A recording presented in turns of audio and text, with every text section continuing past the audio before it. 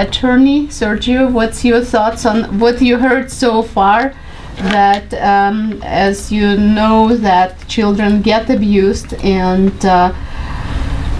probably molester will continue their behavior. Hopefully they stop. And what's the my reaction, of course, as a human being would be outrage that children are being molested and nothing's happened by the authorities.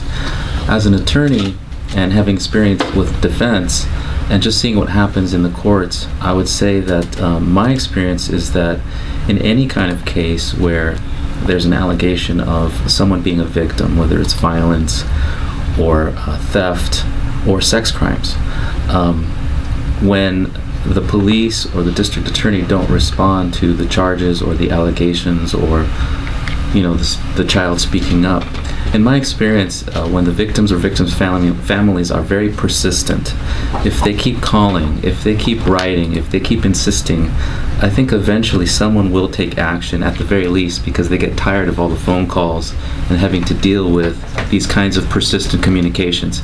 And frankly, that's what these people are paid for to do, is to investigate and find out what's going on. And if they think something's going on and they're convinced, then it's their job to file the charges.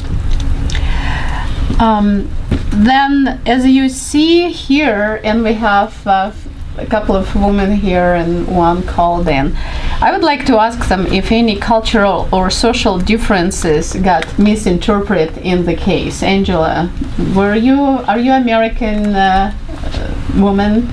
I'm an American citizen, but I was born and raised in Germany, and the father has used that as leverage in the court, saying that I was not an American citizen, but the court has never really looked into if I was an American citizen or not. He was just basically putting more emphasis on it, that I have family in Germany, and that I would kidnap my child, and therefore my child was taken away from me because they believed that I was a flight risk, and that's how he gained custody over my child. And then what do you have to say here, Leslie?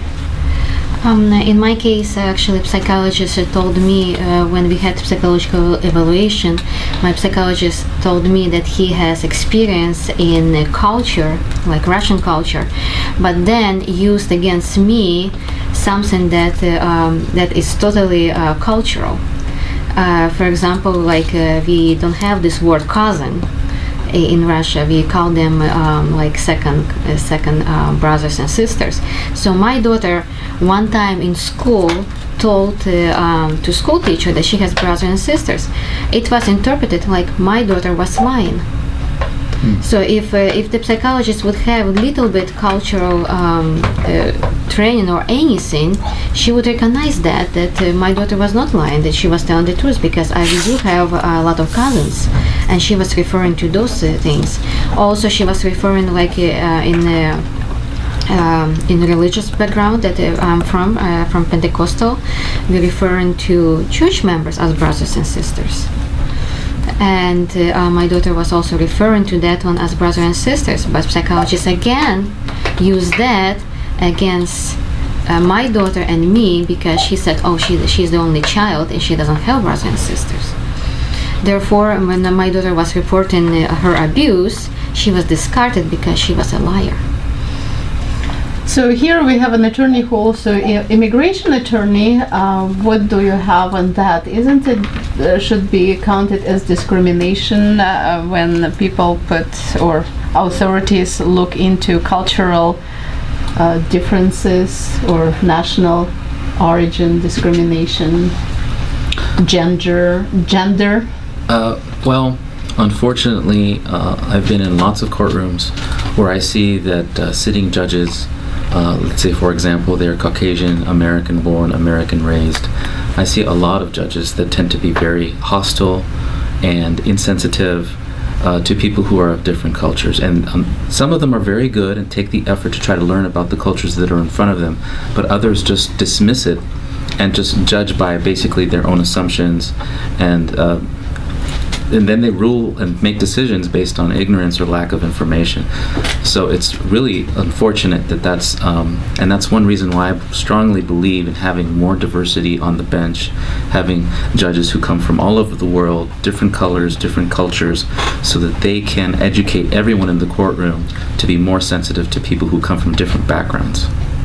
And we have another phone call. Yes, that was on patient. Okay, please try to reach us again at 408-912-5265, 408-912-5265. So now we're talking about mediators and psychologists. Family court does provide mediators and psychologists. So at the same time, I see that sometimes parents put through supervised visits. Angela, would you like to speak about that? Yes, because I have brought the allegations of sexual abuse of my daughter to court. I have been placed on supervised visits 3 times. The first time I was on supervised visits for about 9 months. The second time I was on supervised visits for a year. And then the last time I was on supervised visits for 3 years. And the last time I was on supervised visits, I've done everything to the T, so I would be able to gain more time with my daughter. And in the meantime, while I was on supervised visits, the father even went against the court order, and I had to take him to court for contempt charges at least 6 times, which were all denied. And I finally found relief in Washington State because he was allowed to move to Washington State, and I was able to file contempt charges there, and I finally was able to find him in contempt 2 times, and I have been able now to see my daughter for the past year on a consistent basis. So California has failed me big time. And those supervised visits must be very expensive. Supervised visits were $60 an hour. I was allowed to see her 3 times a month for 4 hours in California. Then the supervised visits were transferred over to Washington State, which I had to pay for my flights. I had to pay for the supervised visits. And it was very, very expensive. And I also know through the papers I was looking for that that's regular supervised visitation, $60, $75, $50 an hour. You can get also supervised visits observed by psychologists. Then the price tag goes up to $200 and more per hour. And that's the only way you would be able to see the child, or you would not able to see your child at all. We have another phone call. Yes, hello. What's your name and where are you calling